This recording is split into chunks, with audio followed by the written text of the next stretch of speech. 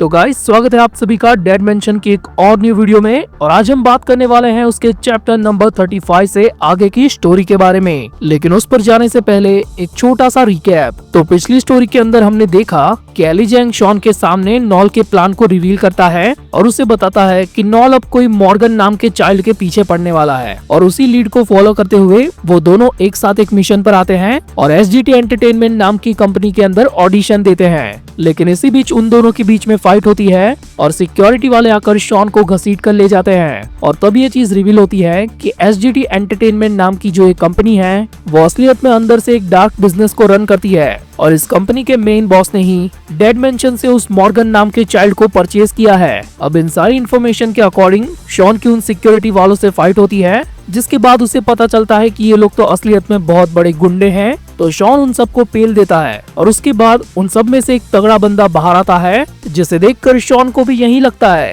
कि इसी बंदे का नाम है मॉर्गन और ये है डेड मेंशन से। तो शॉन उसकी भी अच्छी खासी कुटाई करता है। लेकिन तभी अचानक एक लड़की वहां पर आकर शॉन को उसके ही मुंह से अटैक करती है और तब शॉन के साथ साथ हमारे सामने भी ये रिवील होता है कि SGT एंटरटेनमेंट की मेगा स्टार मोआ ही असलियत में मॉर्गन है। और अब आगे चैप्टर की शुरुआत में हम देखते हैं एली जैंग को, जिसका मेकअप हो रहा है। तो इस बात को लेकर वो उन सबसे पूछता है कि आखिर ये सब किस लिए, क्या ये भी कोई ऑडिशन का पार्ट है? हाँ, कुछ ऐसा ही समझो। हम तुम्हारा एक आध कैमरा टेस्ट भी लेने वाले हैं। तो क्या मैं ये सब करूंगा तो मेरी सिलेक्शन हो जाएगी? अरे ऑफ कोर्स तुम तो सिलेक्ट हो चुके हो यार। अगर तुम्हें मेरी बात पर भरोसा नहीं तो तुम ये कॉन्ट्रैक्ट भी साइन कर सकते हो, ये लो। पर एली इस कॉन्ट्रैक्ट की बात पर सीधा मना कर देता है कि नहीं, मैं अभी ये कॉन्ट्रैक्ट साइन नहीं करेगा। मतलब क्या तुमको किसी और कंपनी ने साइन कर लिया है? ना, ऐसी कोई बात नहीं है। मैं बस एक बार इस कंपनी के प्रेसिडेंट से मिलना चाहता हूँ, क्योंकि मुझे ढूंढना है इस मॉर्गन नाम के बंदे को। जरा ध्यान से देखो, क्या तुम लोगों में से कोई इसे पहचानता है? इसका नाम मॉर्गन है। तभी एक मेकअप आर्टिस्ट उस मैनेजर को कहती है कि मैनेजर जाओ जरा जाकर देखो, क्या आपको ये फेस थोड़ा सा सिमिलर नहीं लग रहा? हाँ, ये शक्ल थोड़ी सी जानी पहचानी तो है। जहाँ तक मैं जानता हूँ तो ये मोआ की बचपन की फोटो है। लेकिन आखिर तुम्हें ये तस्वीर कहाँ से मिली? ये तो एक सीक्रेट है जो मैं अभी नहीं बता सकता। लेकिन आखिर ये मोआ कौन है? तुम मोआ को नहीं जानते? तुमने उसके पोस्टर नहीं देखे क्या? ये हमारी कंपनी की नंबर 1 स्टार है। क्या ये मॉर्गन नाम का लड़का ऐसा दिखता है? नहीं, ऐसा नहीं है। उसका अंदाज थोड़ा सा मर्दाना है, लेकिन सच कहूँ तो वो एक लड़की है। और यहाँ से सीन शिफ्ट होता है मॉर्गन और शॉन के ऊपर। शॉन को डाउन करके वो सीधा पलट कर कहती है, अंकल पिलग्यू, क्या आप खड़े हो सकते हैं? पर तब तक शॉन अपनी जगह पर काफी स्पीड में खड़ा हो चुका होता है। लेकिन अगले ही सेकंड मॉर्गन शॉन के ऊपर एक जोरदार मुक्का मारती है, जिससे शॉन उड़ता हुआ पीछे जाकर गिरता है। एंड फिर मॉर्गन तुरंत ही अपने अंकल के पास जाकर उन पर चमेट बजाते हुए उनको होश में ला रही होती है। बेचारे पीटे हुए को और पीट दिया। अब मुंह पर 2-4 लपड़ पड़ने के बाद उसके अंकल पिलग्यू को होश आ चुका होता है। लेकिन तभी शॉन वापस से खड़ा होकर बाहर आता है। वो मुक्का काफी ज्यादा तगड़ा था, लेकिन फिर भी ये उस औरत के मुकाबले में कुछ भी नहीं है। शॉन बात कर रहा है अपनी मास्टर अलेक्जेंडर सोफिया के मुक्के के बारे में। और जिन लोगों को इसका एग्जैक्ट रेफरेंस नहीं पता उनको मैं बता दूं कि एग्जैक्ट यही वाला पंच अलेक्जेंडर सोफिया नॉल को भी मार चुकी है। अब शॉन को वापस से ठीक ठाक खड़ा हुआ देखकर मॉर्गन को और भी ज्यादा गुस्सा आता है। लेकिन तभी उसके अंकल उसे बताते हैं कि वो बच्चा कोई आम बच्चा नहीं है, ये बिल्कुल तुम्हारी तरह डेड मेंशन से है। मॉर्गन उसके अंकल को बताती है कि उसे पहले ही पता चल चुका था कि कोई मॉर्गन को ढूंढते हुए यहाँ पर आया है। और इस बात का मॉर्गन को थोड़ा सा बुरा लगता है कि क्या उस फोटो में मॉर्गन इतनी ज्यादा गंदी दिखती है कि शॉन ने अंकल पिलग्यू को ही मॉर्गन समझ लिया। और इस वजह से उसका शॉन पर गुस्सा और भी ज्यादा बढ़ जाता है। और जैसा कि हम जानते हैं कि जब डेड मेंशन के बच्चों के पेरेंट्स पर खतरा बढ़ता है तब उन बच्चों की वॉर इंस्टिंक्ट अचानक से ही ऑन हो जाती है। और मॉर्गन के साथ भी एग्जैक्टली वैसा ही होता है। वो काफी ज्यादा स्पीड में शॉन पर एक अटैक करने के लिए आगे आती है, लेकिन शॉन उसके अटैक से साइड हो जाता है। लेकिन मॉर्गन की स्पीड काफी ज्यादा होने की वजह से शॉन भी चौंक जाता है कि ये मॉर्गन नाम की लड़की काफी ज्यादा फुर्तीली है और फाइट के दौरान उसकी मूवमेंट्स भी काफी ज्यादा अच्छी है। लेकिन इसके बावजूद भी शॉन उसके हर एक अटैक से आराम से बच रहा होता है और वो यही सोच रहा है कि ये भी वर्जन 1 से है, तो इसके पास भी अपनी कोई ना कोई स्पेशलिटी होगी या फिर नहीं। बस इतना सोचकर वो मॉर्गन के मुंह पे एक चमेट बजा देता है। एंड मॉर्गन भी लाइक कि इतना तेज होने के बावजूद भी इसने मेरे को आराम से मार दिया। पर तब तक शॉन अपने दूसरे अटैक के साथ ऑलरेडी आगे बढ़ चुका है। तूने मेरा एक रैपट तो बर्दाश्त कर लिया, यानी कि तू हिट तो ले सकती है।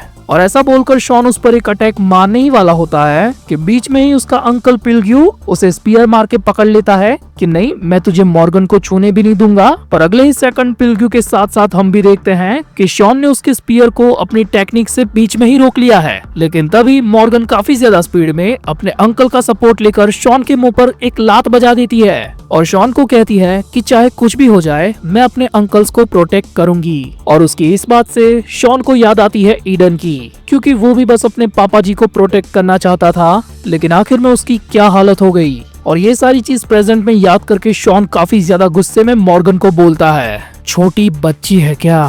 तुझे क्या सच में ऐसा लगता है कि ये सारी पिग्गी स्किल्स दिखाकर तू अपनों को बचा पाएगी? और बस इतना बोलकर वो उसके अंकल पिलग्यू के मुंह पर एक तनतनाता चाटा मारता है। बस एक ही चाटे के अंदर अंकल के कानों से धुआं निकल चुका होता है। लेकिन शॉन यहीं पर नहीं रुकता, शॉन और एक लगाता है। और इससे पहले कि मॉर्गन पलटकर शॉन पर अटैक करती कि शॉन उसके अंकल के मुंह पर सीधा घुटना ही दे मारता है। और शॉन की ये ब्रूटल स्ट्राइक्स देखकर मॉर्गन की हवा टाइट हो जाती है। अब बोलना साली, क्या तू ऐसे प्रोटेक्ट करेगी अपने पेरेंट्स को? एंड शॉन आगे कुछ और ज्यादा तबाही मचाता उससे पहले मॉर्गन उसके सामने घुटनों पर गिर जाती है कि प्लीज यहीं पर रुक जाओ, अब मेरे अंकल को और मत मारो। अगर तुम मुझे किडनैप करने आए हो तो मैं तुम्हारे साथ चलने के लिए तैयार हूँ। और ये बात सुनकर वो पिटे हुए गुंडे वापस से अपनी जगह पर रुक जाते हैं, क्योंकि उनका यही काम होता है कि वो मोआ को प्रोटेक्ट करे। लगता है कि अभी भी तुम लोग मुझे गलत समझ रहे हो, मैं सच में उतना बुरा इंसान भी नहीं हूँ।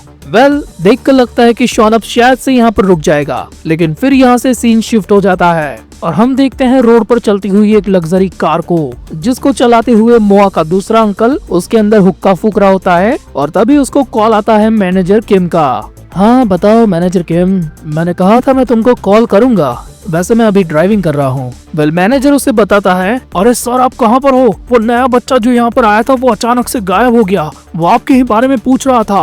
अरे क्या बोल रहे हो मैनेजर, जरा शांति से बात करो यार, मैं बस थोड़ी ही देर में पहुंच ही रहा हूँ। लेकिन उसके इतना बोलते ही उसकी कार के सामने कोई आकर खड़ा हो जाता है और उस बंदे के हाथ में होती है शॉटगन, यानी कि हाँ ये स्लैंडी ही है। और उसके साथ यहाँ पर स्पार्की भी आई हुई है। और ये अजीब सा भयानक नजारा देखकर बॉस की एक बार को फट जाती है और उसकी कार थोड़ी सी डिसबैलेंस हो जाती है। लेकिन इसका फायदा उठाकर स्लैंडी उसके कार के टायर्स को पंचर कर देता है और छोटी स्पार्की ने अपने बॉम्ब को उस कार के नीचे लुढ़का दिया है। और अगले ही सेकंड एक धमाके के साथ वो कार उड़ते हुए पलटी मारकर किसी और जगह पर जाकर गिरती है। वाह स्पार्की, कमाल कर दिया, अब बाकी की चीजें मैं संभाल लूंगा। और इतना बोलकर स्लैंडी उस कार के पास जाता है और हम देखते हैं कि उस कार के अंदर रहे बंदे की हालत काफी ज्यादा खराब हो चुकी है, लेकिन किसी तरह वो होश में होता है। ओए, तो एसजीटी कंपनी का सीईओ है ना? ग्यूटाई सिम, मैंने सही कहा ना? और ऐसा बोलते हुए वो उसे कार से घसीटकर बाहर निकालता है और उसे कहता है, बता साले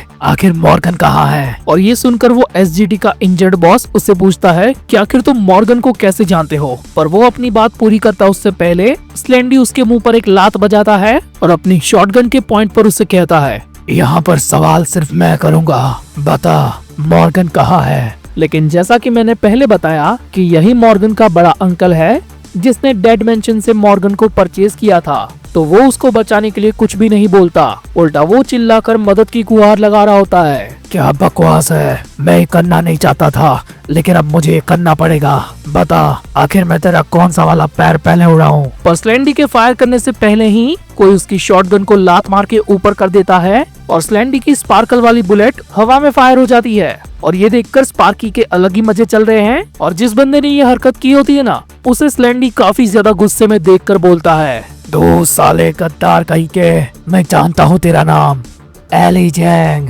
तू तो अब गया। और यहाँ पर होता है ये चैप्टर खत्म, यानी कि अगले चैप्टर में हमें एली वर्सेस स्लैंडी देखने को मिलेगा। तो अगर आपको ये वीडियो पसंद आई हो तो प्लीज इसे लाइक कर देना और अगर चैनल पर नए हो तो प्लीज इसे सब्सक्राइब भी कर देना, ताकि आपको डेड मेंशन के हर एक चैप्टर की अपडेट मिलती रहे। और इसी के साथ मैं मिलूंगा आपसे अगली वीडियो में।